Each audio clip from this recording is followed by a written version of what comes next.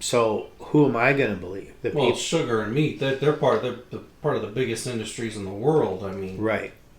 sugar's Especially cheap in the to United make. States. Oh yeah. Because we're not on the world price levels for sugar. It's subsidized. Every American that works that pays taxes pays to subsidize sugar. And that's why Hershey PA is making chocolate in other countries, because they're saving millions of dollars. Mm-hmm. You may have a local candy shop in your town, but the big industries start checking the bag on where your candy was made. And that's why. So I'm not going to trust them to tell me how to solve cancer. Right. So we cut out sugar. We've cut out red meat completely. I mean, for the most part, we don't eat a lot of red meat here at all now. We get ground turkey, because we found that ground turkey is as good as anything. And chili, spaghetti, all that. The pH water was big, but after chemo, you do have to drink Propel as you got there. Right, I'm drinking Propel. I'm not trying to sell it, but right. I started having terrible cramps. Yeah, terrible. So we changed your diet, and then you started chemo. Yes. How is that for you? Chemo, people tell me I got to get it out of my head, including you. Right. But I get chemo every other Tuesday, and on Tuesday I'm getting sick in the morning because all I could think about is Thursday. Right. 2 days later is when it hits you. Gem and Brax. I don't know the full names, but the Florentine is usually for the really high level. Yeah, you're not on I'm radiation. on the palliative care level, right. And means to have quality of life over pain. The Thursday, 2 days later, is a living hell. It's just your day's screwed up. It could be halfway decent, or it could be halfway really bad. You don't really know ahead of time, but you drink a ton of water hoping for the best. But you got to drink a hell of a lot of water. More. What you think you drink a lot of water is not a lot of water. Trust me. Go through chemo, you'll find out what a lot of water is, to the point you want to puke the minute you see water. But it is what it is. Yeah, you do those IV packets. We do those to do the Propel. Yeah, we got these packets, and you put a packet in with a thing of water, and it's like going into the ER doing a full IV. Yeah. And I could do 3 of them and still have a rough day. Yeah. And no week is the same. No time you're going to chemo is the same. It's always different. Yes. And about the time you're feeling pretty good, it's time to go to chemo again. And that just... You try not to think about it. You try not to be negative, because positivity can only help. Negativity can only hurt. We don't allow negative in the house. That's a fact. There's no negativity in this house. That's everything is 3%. Everything's going to be going. Here we are. All my friends that call, same thing. It's always positive, and that's the way I want it. And we just celebrated Christmas, and we did it up. That's why we're doing the interview right now in front of the tree before my wife makes me take it down. And tonight we got to make plans for Copper Harbor. Yes. We're going to Copper Harbor, Michigan next summer. Right. This summer. Right. And we got to get our reservations in before it's too late. Yeah, we're doing everything big. So you go to chemo, and what is that? Explain your chemo process. You're there. Chemo. We go in the morning.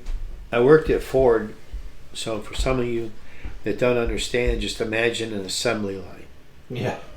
And you go in and you got little booths, and you sit there, and the nurses come to hook you up.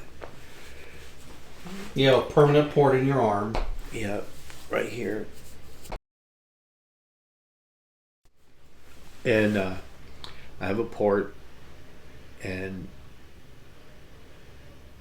they hook up the IVs. Yeah, they hook up the IV. They put in some stuff that cuts out nausea and calming. Yeah, calming towards the or something to relax you, and they do that And then I get a bag of Gem and a bag of Brax.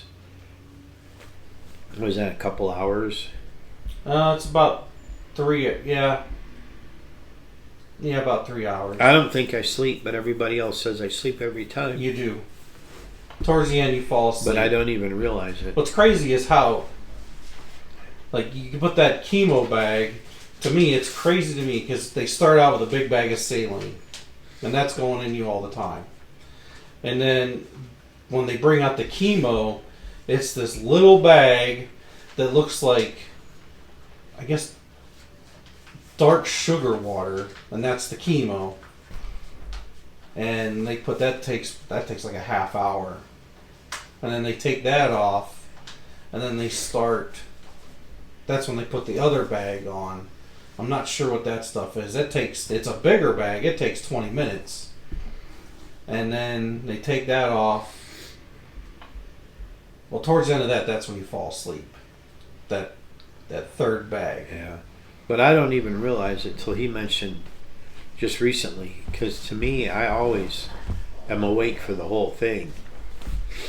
And you got to remember, chemo's poison. That's all that it is. It's poison. So how did you get the port in your arm? Well, I had to go down and they slice your arm open and stick this metal disc in there. Yeah. Yeah. And it's got a soft exterior, and when they do the port, they go right through it. Your skin into that. In that way, they're not always looking for a vein, because once you start IV, it's hard to find veins. So it's always... Once you start, I'm sorry, not IV, but once you start chemo, there'll come a time where it's hard to find a vein, and that way that port is always there. I think it's because they just dehydrate you so bad. So does this port cause any discomfort? No. Okay. I forget it's there most of the time. Okay. But I have to remember, because if I go in for something and they got to do a blood pressure, it has to be on the opposite arm. Yeah. Or I could blow this and have to redo it. That'd be terrible. So it's like hooked to a vein permanently? Yeah.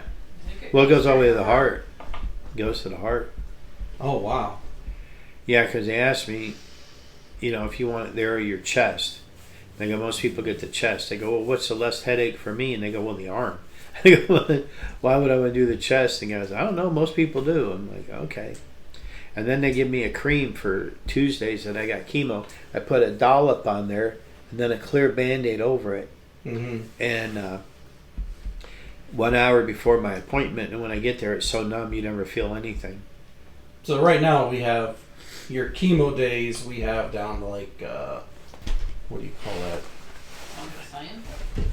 No, it's more like a ritual. We get up, you go to chemo. We get up, you put the cream, you eat because you have to eat.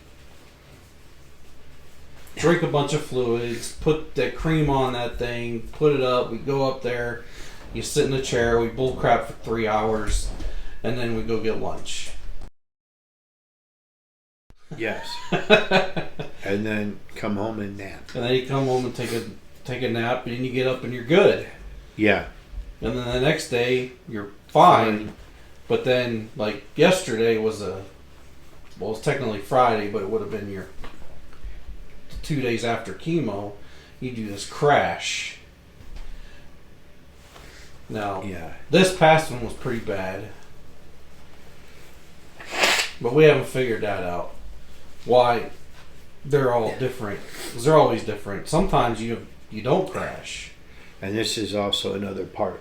Yeah, well, yeah. Talk to us about the symptoms for chemo. Because of the chemo, some of the it's not symptoms, side effects. One is you have. My nose runs all the time. I mean, all the time. It could be embarrassing. You got to have Kleenex in your hand, because it's like water, and you could get a picture of that. And then chemo brain.